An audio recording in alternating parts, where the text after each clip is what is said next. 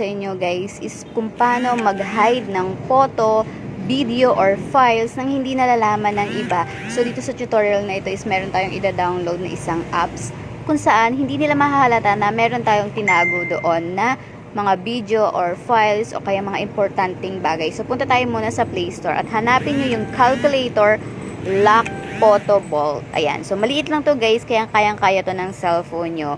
So download lang natin siya ng Very Light. So ayan, passport na natin to. At dito guys, safe pa kasi hindi nila alam na itong calculator na to is may lamang mga meron kayong mga files na nilagay dito at kung saan yung iba kasi di ba may nanghihiram na mga phone natin. So yung iba nangingialam. So dyan, pwede kayo magtago dyan, no? Ng mga ayaw nyo makita ng ibang nanghihiram ng phone mo. Set up lang natin yan sa language is English. Tapos dito sabi daw, mag-create ka daw ng password mo. So 4 numbers yung pwedeng ilagay. So yung year ko na lang. So ayan, nalaman nyo tuloy kung anong year ko, char. So ayan, equals yung para ma-set up. Tapos may tanong dito, if ever, kung makakalimutan mo yung password mo. So ayan, pwede ka rin mag-reset dyan. Tandaan mo lang yung binigay nilang code sa reset. So, okay na yan. I-confirm na natin yan.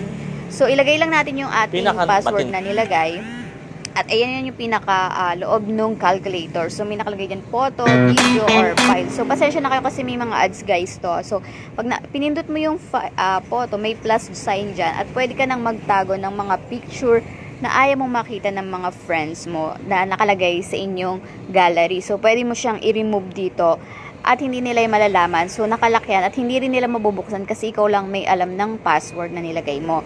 So, ganun din sa video guys. Kung meron kang mga ayaw mong makita nilang video na ginagawa mo or mga TikTok mo, pwede mo dyan itago at mailalak mo pa yan. So, ikaw lang din ang makakapagbukas yan dahil ikaw lang naman ang naglagay ng password. O, diba? Safe na safe pa.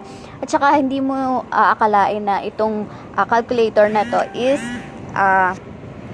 meron kang nilagay na file. So, dahil ordinaryong application lang naman to na calculator. So, hindi nila pag-iinteresan na buksan. So, ayan. Pag gusto mong i-open, lagay mo lang yung password na nilagay mo. So, ganun din sa files. Yung mga importanteng files mo, pwede ka rin dyan maglagay. So, wala naman akong importanteng files. So, huwag na tayo maglagay. So, ganyan lang guys, no?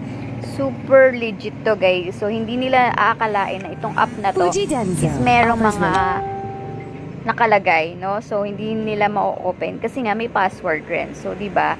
Parang calculator lang style. So, ilagay lang natin yan dyan. So, ganyan lang kasimple, guys. Kung ako sa inyo, guys, i-try nyo na yan at inyong subukan. Thank you for watching!